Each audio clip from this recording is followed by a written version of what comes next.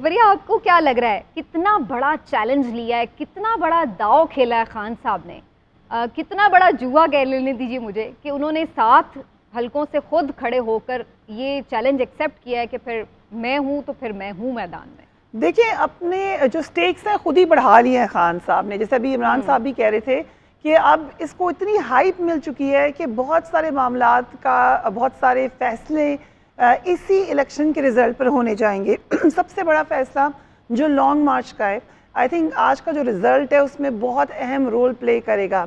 अगर खान साहब को वो रिज़ल्ट मिलता है जो वो चाह रहे हैं, जो वो समझ रहे हैं, तो लॉन्ग मार्च का जो एक ख़तरा है, जो एक थ्रेट है, वो बहुत ज़्यादा बढ़कर सामने आएगी। फिर जो आपने अभी सवाल किया समीना कि हुकूमत मुद्दत पूरी करेगी कि नहीं, उसका भी जवाब डायरेक्टली आज के इलेक्शन से लिंक्ड है। हमने पंजाब में जब इलेक्शन हुआ तो उसका डायरेक्ट नतीजा ये देखा कि खान साहब फिर अपनी हुकूमत वापस लेने में, बनाने में कामयाब हुए। वैसे तो वो सिंबॉलिकली कुछ सीट्स थी, लेकिन उसका जो प्रेशर था वो इस कदर था जो कि आपको दीगर जगहों पे भी नज़र आया, इलेक्शन कमीशन में भी नज़र आया, दीगर अहम इदारों पे भी नज़र आया। सो पब्लिक सेंटिमेंट जो होता है वो सबसे अहम होता है। जितना भी कोई ताकतवर हो जाए, और ख़ास तौर पे जमहूरियत में जो पब्लिक का प्रेशर है, उससे बड़ी कोई चीज़ नहीं है। सो आज भी जो टर्न आउट है वो ही डिटर्मिन करेगा कि ये पब्लिक प्रेशर जो खान साहब ने बड़े अच्छे तरीके से डाला है जब से वो हुकूमत से बाहर निकले हैं, क्या वो मोमेंटम अभी तक है, क्या वो सस्टेन कर पाए हैं। और बड़ी केयरफुली सिलेक्टेड सीट्स हैं ये। देखें, जितनी भी ये सीटें थी उनमें बड़ा सोच समझकर बहुत ज़्यादा होमवर्क करके देखा गया था। और अभी भी आपके सामने होगी मुख्तलिफ, जैसे मर्दान को ले लें, तीसरे चौथे पाँचवें नंबर को जब आप प्लस करते हैं तो जो जीत का मार्जिन है उससे बहुत आगे बढ़ जाती है। इस तरीके से और सीट्स भी हैं, मसलन अली मोहम्मद खान साहब के हल्का मेरे सामने, जिसको लोग कह रहे हैं कि यहाँ पे इंटरेस्टिंग मुकाबला होना है, तो जो जिस मार्जिन से जीते हैं अली साहब, उसके बाद Jamiat Ulema Islam, Muslim League Noon, Awami National Party, Pakistan Peoples Party के जब वोट्स आपस में मिलते हैं तो ये बहुत ज्यादा नंबर बन जाता है। ये एक टेस्ट केस में आपको बता रही हूँ। सिर्फ सेकंड नंबर वाले कोई आप देख लें तो सिर्फ 2000 के वोटों से वो जीते, 2000 और समथिंग का वो फर्क है। इसी तरीके से उन्होंने तमाम जगहों को सिलेक्ट किया। सो जीतना इतना आसान नहीं होने वाला। और लेकिन उसके बावजूद आप जब रिपोर्टर से बात करें तो वो बताते हैं कि प्रेशर बिल्ड हुआ है। कुछ जगहों पे तो वो क्लियरली बता रहे हैं कि खान साहब बिल्कुल मुकाबले में आगे हैं। कुछ जगहों पे मुकाबला टफ है, जिसमें यकीनन ये भी NA-22 मर्दान भी शामिल है। सो जो रिजल्ट आएगा उसमें यकीनन दोनों के स्टेक्स हाई हैं। अगर खान साहब को वो रिजल्ट मिल जाता है जो वो चाह रहे हैं तो उनको प्रेशर बढ़ाने में बहुत फ़ायदा होगा। अगर नहीं भी मिलता तो मेरा नहीं ख्याल he has to lose anything, क्योंकि इलेक्शन तो पहले ही हुकूमत कह चुकी है कि अगले साल होंगे, तो वो दोबारा यही कह देंगे आके, फिर वो खान साहब को कहेंगे कि अब आप पॉपुलर नहीं हैं। लेकिन इलेक्शन जितना दूर होगा उसका नुकसान हो सकता है PTI को। सो उस हवाले से फिर वो अच्छा, ये भी आपने इंटरेस्टिंग बात की है कि उसका नुकसान PTI को होगा या नहीं, क्योंकि अगर हुकूमत ये रहती है तो क्या उनकी अनपॉपुलैरिटी बढ़ेगी, इस पर भी देखना पड़ेगा कि आने वाले माशी हालात कैसे होते हैं। इस डिस्कशन में 1-2 पॉइंट बड़े इंपॉर्टेंट है फरिया, जैसे भी इमरान साहब ने बात की कि क्या ये अपनी पार्टी के लिए भी एक मैसेज है कि भाई वोट सिर्फ इमरान खान का है, आप ये मत सोचें कि अगर आप स्ट्रॉन्ग कैंडिडेट हैं तो आप रिप्लेस कर सकते हैं उन्हें या कहीं और जाके गेम बदल सकते हैं। देखिए, बिल्कुल खान साहब के सेंट्रिक पॉलिटिक्स आपको नज़र आ रही है और PTI की पॉलिटिक्स रही भी यही है।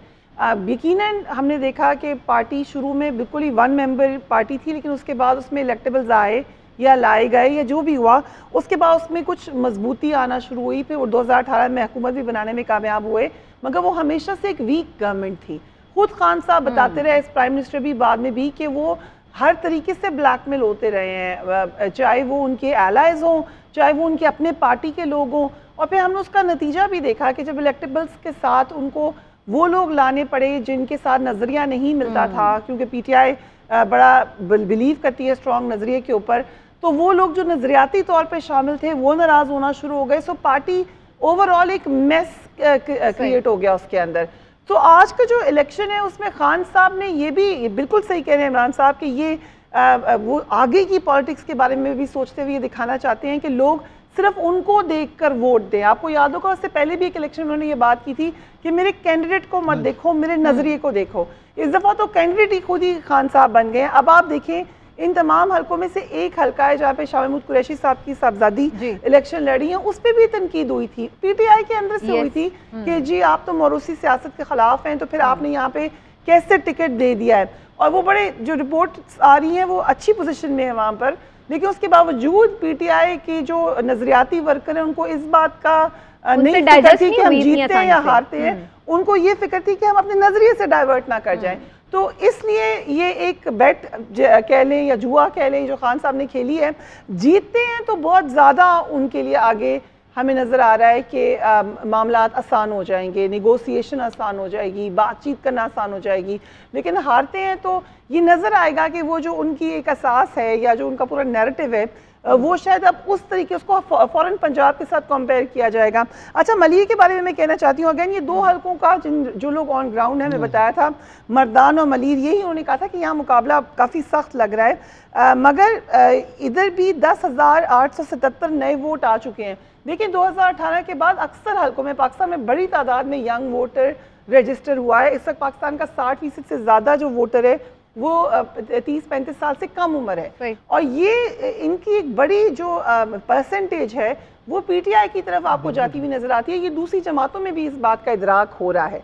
तो मैं ये समझती हूँ कि अभी हम बात जब करेंगे रिपोर्टर से तो जो टर्न आउट है वो आपको डिटर्मिन करेगा। 40%, 45% से ज़्यादा अगर टर्न आउट होता है तो वो हमें नजर आएगा कि पीटीआई की तरफ इंक्लिनेशन है, जो कि ज़िमनी इंतखाब में यूजुअली मुश्किल होता है। लेकिन अगर इधर तक टर्न आउट जाता है तो फिर पीटीआई अपने वोटर निकालने में कामयाब होती है पीटीआई या नहीं, ये बड़ा मैटर करेगा, बड़ा इंपॉर्टेंट ही आपका पॉइंट है। मीनवाइल हमें नदीम कुरैशी साहब ने भी ज्वाइन कर लिया है जो कि पीटीआई के लीडर हैं, उनसे भी इस बारे में बात करते हैं, उनकी एक्सपेक्टेशन क्या है आजकल आज के इस पोलिंग डे के हवाले से भी। नदीम कुरैशी साहब, पहले तो ये फरमाइएगा कि जो ओवरऑल पोलिंग चल रही है, जो इंतजामात हैं, जिस तरह से ये कंडक्ट किए जा रहे हैं इलेक्शन, तो आप लोग सेटिस्फाइड हैं कि जो आप लोगों के एक हमेशा से तहफ़्फ़ुज़ात रहे हैं इलेक्शन कमीशन के ऊपर भी, तो आज क्या फीलिंग है आपकी? बिस्मिल्लाहिर्रहमानिर्रहीम। देखिए, मैं खुद भी ग्राउंड पे मौजूद हूँ और मैं आपका प्रोग्राम ज्वाइन करने में लेट भी इसी वजह से हुआ कि शहर की 3-4 पोलिंग स्टेशन थे, मैं वहां मौजूद था। सुबह जब पोलिंग शुरू हुई है तो इलेक्शन कमीशन की तरफ से जो लिस्टें प्रोवाइड की गई बदबज़गी वहीं से शुरू हुई। बहुत सारी जगहों पर जो फीमेल पोलिंग स्टेशन थे वहां मेल्स की पोलिंग स्कीम्स आ गई और मेल्स के पोलिंग स्टेशन पे फीमेल की लिस्ट आ गई, और 10:30 बजे तक हमें बड़ी मुश्किल हम पोलिंग अपनी शुरू करवा सके। बुनियादी तौर पे आज का इंतखाब कोई आम तरह का इलेक्शन नहीं है कि जिसमें किसी शख्स ने जीतना है और उसने जाके पार्ट ऑफ द असेंबली बनना है और उसने जाके लोगों के काम करने। ये एक्चुअली तो नजरियात का इलेक्शन है।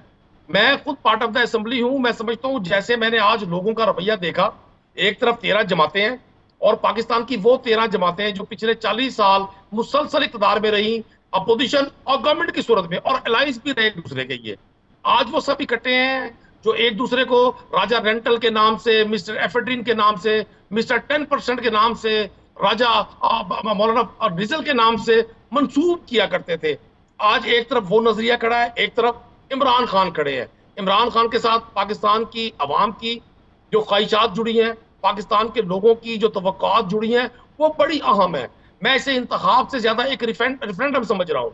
और अगर इलेक्शन कमीशन ने स्मूथली जिस तरह से पोलिंग चल रही है, और पंजाब गवर्नमेंट का मैं जिक्र जरूर करूंगा, किसी एक जगह से भी पंजाब में, बिलखुसूस मुल्तान में, हमारे अपोनेंट ने भी, पीडीएम ने भी कोई एक भी शिकवा या शिकायत नहीं की। पुलिस के हवाले से बड़ा न्यूट्रल माहौल प्रोवाइड किया गया है, लेवल प्लेइंग फील्ड प्रोवाइड की गई है। इसके बावजूद मुझे तवक्को ये है कि आज जब नताइज पाकिस्तान तहरीक इंसाफ के हक में आएंगे तो यही पीडीएम के लोग हम पर इल्जामात की बौछार करेंगे। आज हमने नहीं, और अगर इसके वाइस वर्सा हुआ तो फिर आप लोग क्या करेंगे? अभी आप खुद कह रहे हैं कि अच्छे इंतजामात रहे हैं और आप तारीफ भी कर रहे हैं, तो फिर क्या अगर आप लोगों को जो भी नताइज आए, अगर आप लोगों की शिकस्त की सूरत में सामने आते हैं तो एक्सेप्ट करेंगे आप लोग? इसी इलेक्शन देखिए, मैं पहले तो मैं आपको एक अर्ज कर दूं, इलेक्शन कमीशन का काम बिल्कुल डिफरेंट है, गवर्नमेंट का काम बिल्कुल डिफरेंट है। गवर्नमेंट ने इंतखाबात कंडक्ट करवाने के लिए बतौर सर्विसेज प्रोवाइडर एक अपना रोल प्ले किया है। बाकी तमाम इलेक्शन का जो रिजल्ट है, जो इलेक्शन की बैलेटिंग है, वो सब इलेक्शन कमीशन करवा रही है। मैंने आपको बड़ी अहम चीज से आगाह किया, मैं खुद तो 2-3 इलेक्शन लड़ चुका हूँ। इंतखाबी दिन जो है, अगर लिस्टें 12-1 बजे तक ठीक ना हो सके तो बहुत सारा टर्नआउट मुतासिर हो जाता है। जो खदशा मैं देख रहा हूँ किसी भी तरह से प्लान ये है कि टर्न आउट कम हो, क्योंकि पहला मौका है। मुल्तान की हद तक मैंने देखा खवातीन बहुत बड़ी तादाद में, और इसकी बुनियादी वजह हमारे कैंडिडेट माहरबानो कुरैशी की वो कंपेन है जो उन्होंने खवातीन में की।